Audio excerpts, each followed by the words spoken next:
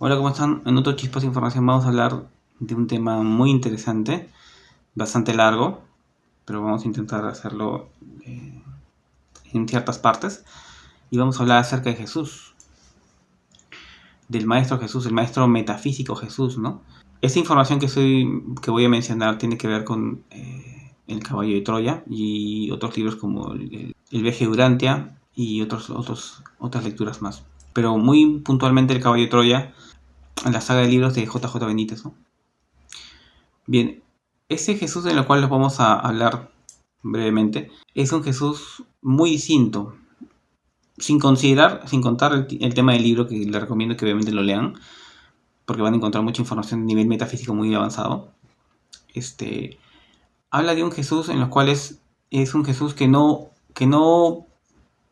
participaba de muchas costumbres que en esa época se consideraban, se mantenían como tradiciones, ¿no?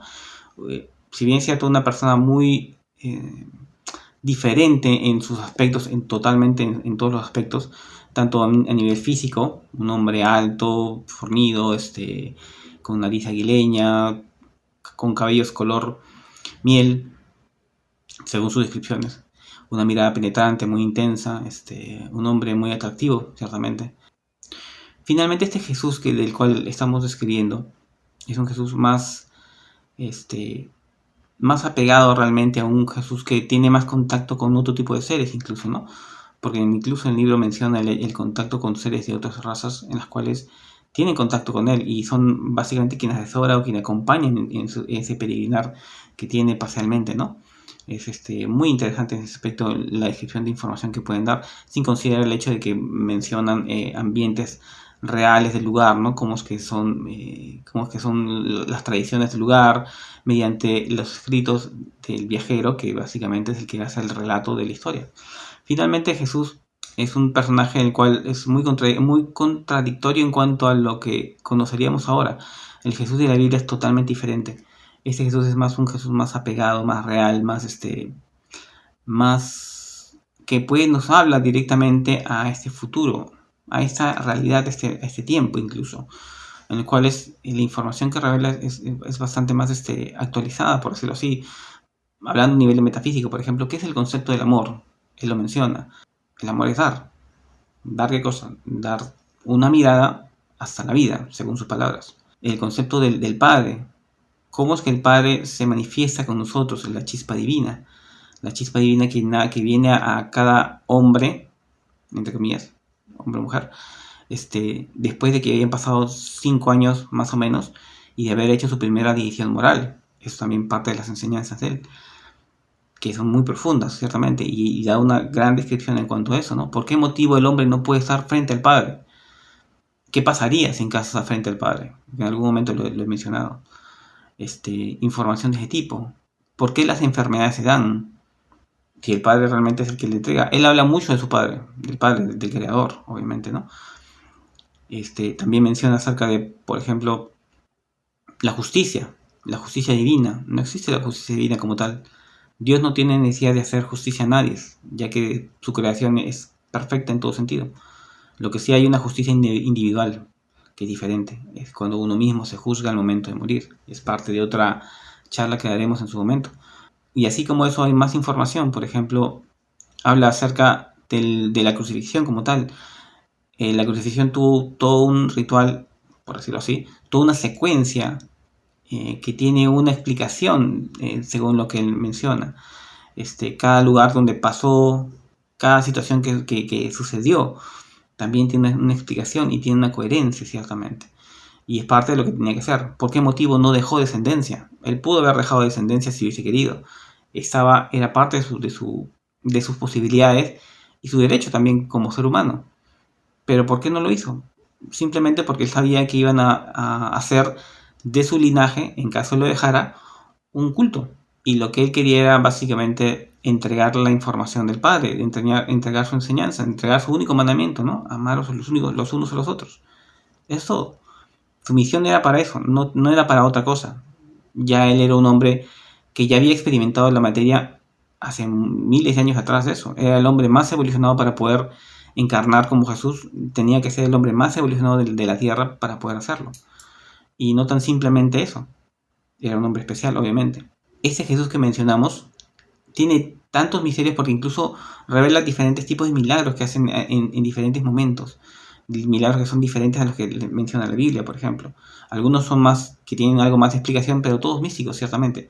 Y con mucha intervención de otros seres, con fondos azules. Por ejemplo, algo muy cotidiano que pasaba era cuando él sentía la necesidad de poder hacer un milagro. Por ejemplo, les voy a contar uno de los milagros que mencionó, que no está en la Biblia incluso.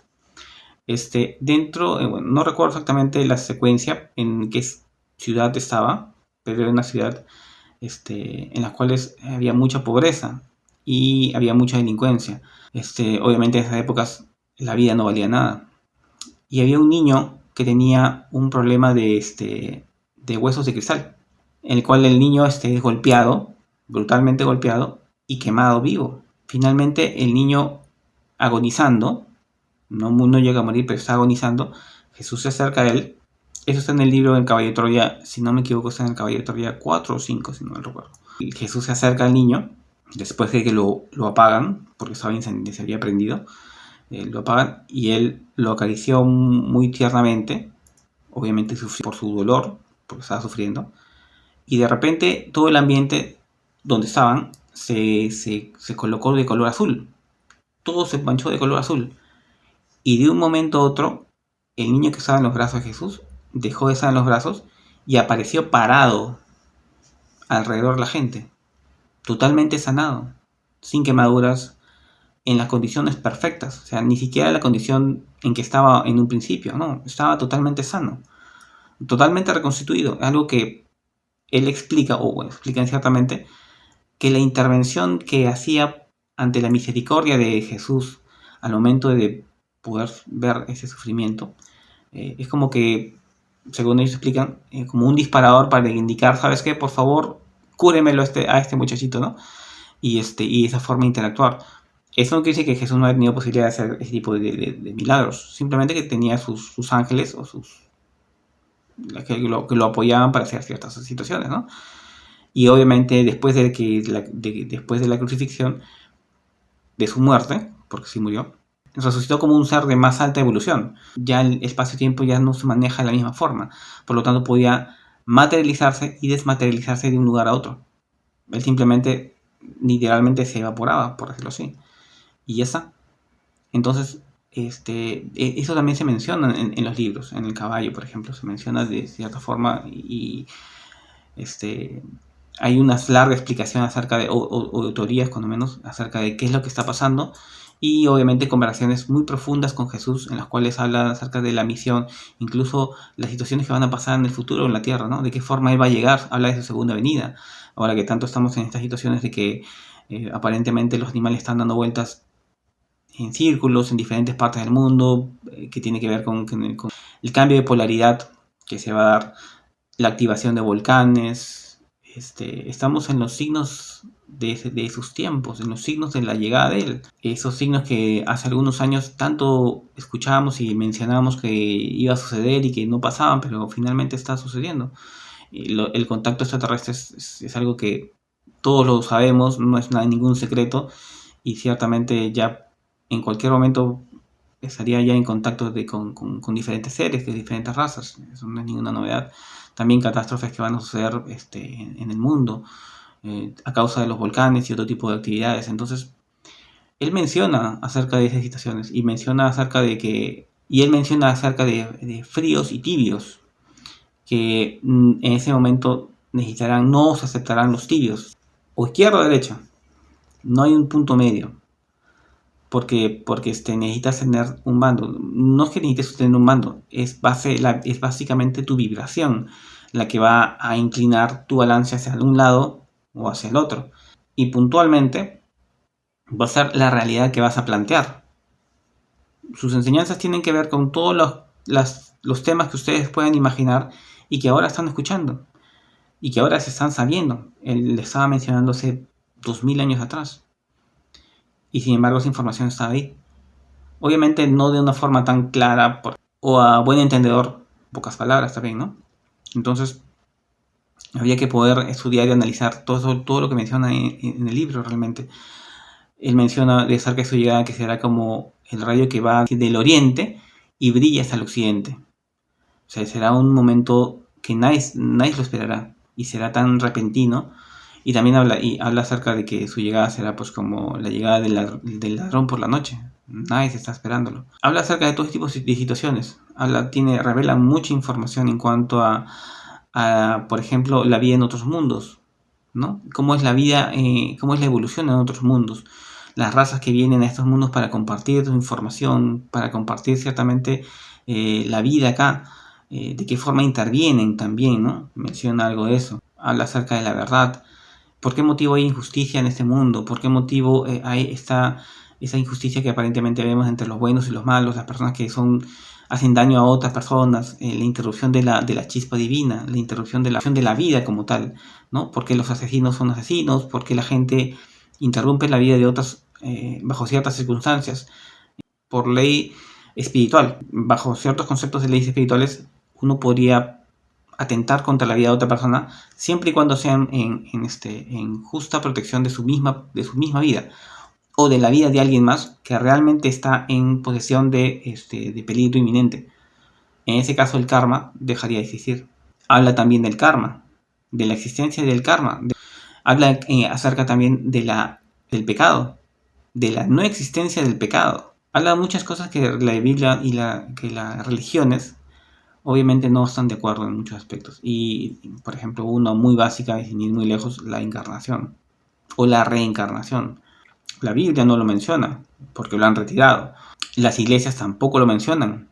Mencionan que solamente vinimos acá una vez y ya está, cosa que es obviamente muy injusto por donde lo veas. Siendo padres, siendo el padre tan benevolente y tan generoso y tan abundante, no es ilógico que solamente le dé una opción de vida a uno de sus hijos o a sus hijos en general para intentar que lo hagan bien. ¿Quién lo podría hacer bien en la primera oportunidad sin tener experiencia alguna? Entonces, habla de la abundancia de su vida, de la creación y tantas cosas más que el libro revela realmente. Es muy importante poder entender y poder darle una leída porque realmente menciona mucha información que poco a poco iremos tocando algunos de los temas que ciertamente en el canal que tenemos ya lo hemos hablado, muchas de ellas, acerca de las enfermedades, la chispa divina, la justicia divina y otras cosas más. Pero hay mucho más que mencionar y vamos a ir hablándolo poco a poco. Esto es lo que puedo revelarles acerca de Jesús. Hay mucho más que mencionar realmente, mucho, demasiado que mencionar. Una persona totalmente excepcional en todos sentidos y que en algún momento esperemos volverlo a verlos, cuando menos a ver si esta encarnación nos da para poder verlos, para poder ver su presencia alguna vez, ¿no? Ya que en lo personal yo soy más que un seguidor, yo lo considero un maestro, ¿no? El maestro personal mío. Y uno de los que me ayuda para poder guiar todo esto de acá, ¿no? Así como al arcángel Metatrón, que es un acompañante mío también, y obviamente el Padre, ¿no? Bueno, sin más información, estamos en contacto. Nos vemos.